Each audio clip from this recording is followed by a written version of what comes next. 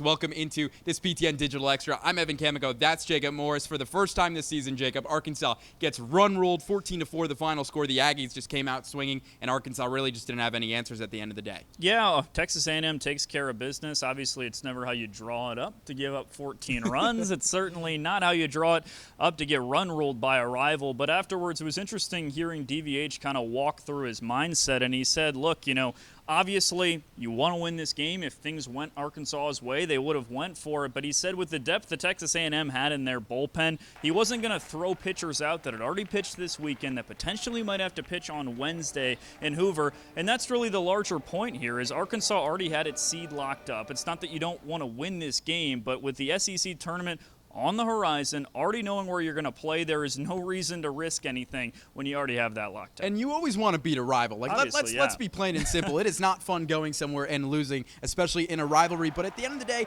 the silver lining is there's bigger things on the horizon. The stakes get exponentially higher starting in Hoover and then later down the ride. I think it's pretty safe to say that Arkansas is going to host at least a regional, and they're probably going to host a super regional. I think we'd be very surprised if they do not. Well, I'm just saying, as the higher seed, they're going to host the super regional, or they'll be in line to host the super regional. That's a better way to say Will they get there? We don't know.